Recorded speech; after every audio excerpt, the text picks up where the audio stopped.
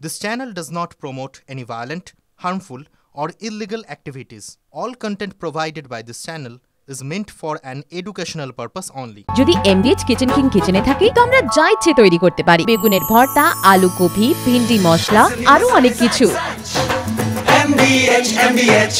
নমস্কার, টিভি 9 বাংলায় স্বাগত। লিমা রয়েছে আপনাদের সঙ্গে। এখন এই মুহূর্তে দু জায়গায় নজর রাখবো, একদিকে জঙ্গিপুর, একদিকে কৃষ্ণনগর। তার কারণ এই দুই জায়গার পুরসভায় তৃণমূল বনাম তৃণমূল।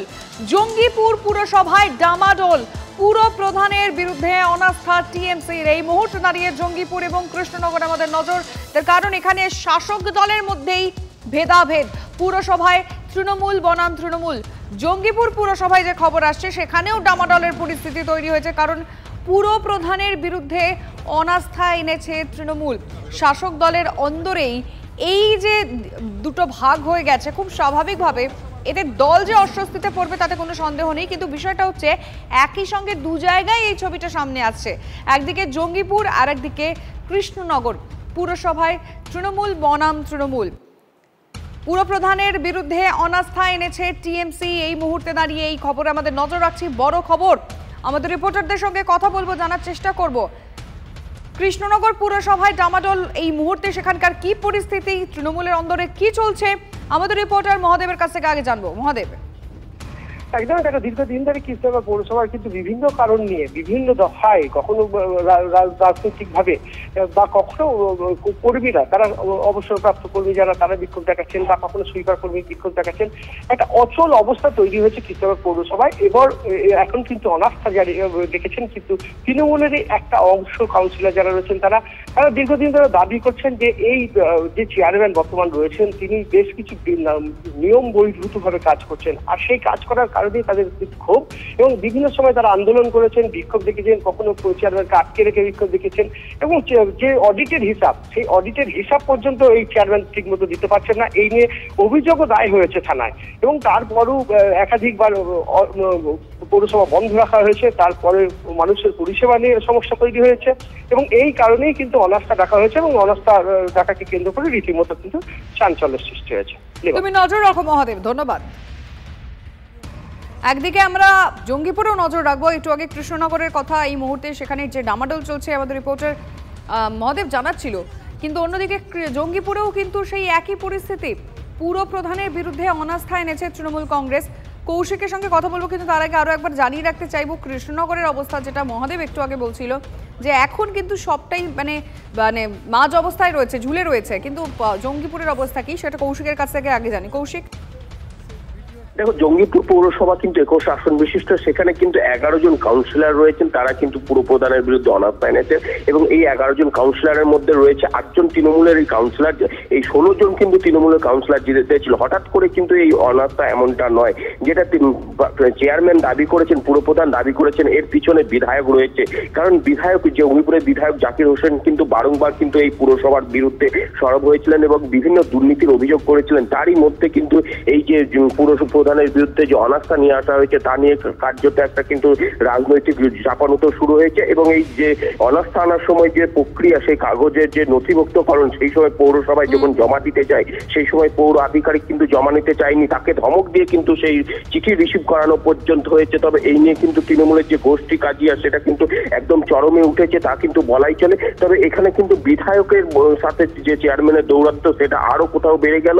এই চেয়ার যে জঙ্গিপুর পৌরসভা। কৌশিক, বিজেপি কি মনে করছে জানার চেষ্টা করে। এই মুহূর্তে জগন্নাথ চট্টোপাধ্যায়ের সঙ্গে আমরা যোগাযোগ করেছি। জগন্নাথ বাবু, শাসক দলের অন্দরেই এবার বিভাজন। জঙ্গিপুর এবং কৃষ্ণনগর এই দুই জায়গায় পুরসভায় তৃণমূল বনাম তৃণমূল। যিনি পুরপ্রধান তার বিরুদ্ধে অনাস্থা এনেছে তৃণমূল। মুসল পর্বে এমনটাই হয়।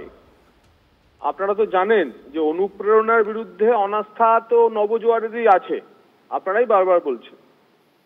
এবং সেই কারণেই তো রাজ্যের স্বাস্থ্যের মডেলের বিরুদ্ধে সেবাশ্রয় চলছে। ডায়মন্ড হারবার মডেল একটা অন্য ধরনের বিষয়। তো অনুপ্রেরণার বিরুদ্ধে যেখানে নবজোয়ারেরই অনাস্থা আছে, সেখানে কোথায় জঙ্গিপুর, কোথায় কৃষ্ণনগরের পুরসভা পুরপিতার বিরুদ্ধে বাকিদের অনাস্থা? দিকে দিকে হবে, খুনোখুনি ইত্যাদি তো চলছে। এবার অনাস্থা, এরপর পরাজয়।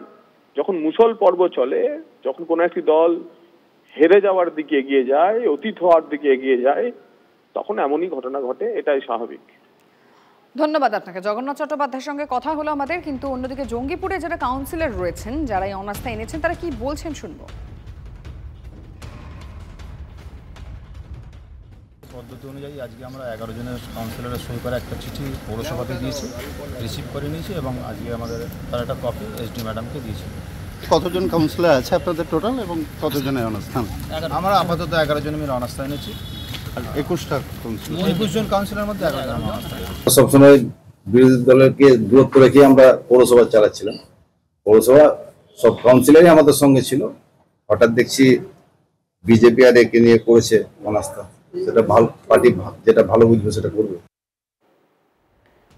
শাসক দলের মধ্যে এই বিভাজন খুব স্বাভাবিকভাবেই বিরোধীরা, বিশেষ করে বিজেপির তরফ থেকে যে রিয়াকশন আমরা ইতিমধ্যেই পেলাম, জগন্নাথ চট্টোপাধ্যায় যেটা বলছিলেন, তারা এই বিষয়টাকে অস্ত্র করছেন এবং শাসক দলের মধ্যে এই বিভাজনটাকে তারা বলছেন এটা তো তাদের একটা স্বাভাবিক দিক, মানে তৃণমূলেরই বিভাজন। দেখুন, সত্যি কথা বলতে শাসক দলের মধ্যে আমরা কখনো মতামত দ্বিমত পোষণ করেছেন, এই বিষয়গুলো সামনে এসেছে, কিন্তু রীতিমতো এইভাবে অনাস্থা না সচরাচর কিন্তু এটা খুব একটা দেখা যায় না, এবং সেটা এক জায়গায় নয়, এটা একই সঙ্গে দু জায়গায় হচ্ছে। একদিকে কৃষ্ণনগর আমরা নজর রয়েছে সেদিকে, আরেকদিকে হচ্ছে জঙ্গিপুর।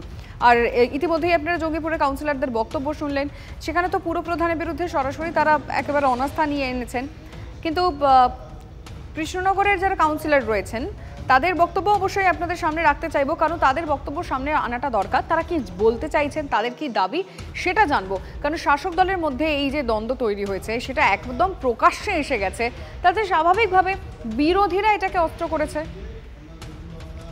আমি দুটো ছবি এই মুহূর্তে আপনাদের সামনে রাখছি, যেহেতু একদিকে কৃষ্ণনগর এবং আরেকদিকে আমাদের নজর জঙ্গিপুরের দিকে। তবে হ্যাঁ, কৃষ্ণনগরে যারা কাউন্সিলর রয়েছেন তারা কি বলেছেন একবার শুনবো।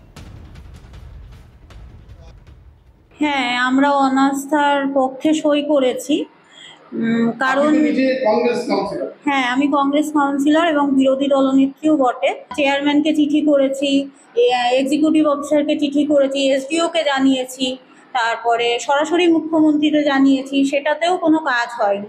চেয়ারম্যান কি কোনো কথা শুনতেন না? না, কোনো কথা শুনছেন না। আমাদের ওয়ার্ডে তো কাজ নেই এবং ওনাদের দলেরও ওয়ার্ডে কাজ নেই, যে কারণে ওনারা যেহেতু আজকে অনাস্থার পক্ষে সই করাতে চাচ্ছেন এবং আমরাও সই করতে বাধ্যই হলাম বলতে ইচ্ছে করেই সই করলাম। বাহ, এবার হয়েছে স্বাদ। হ্যাঁ, অপূর্ব স্বাদ। এমডিএচ এর চাঙ্কি চাট মশলা, জীবনে আসল স্বাদ জাগলো। আসল মশলা, এমডিএচ।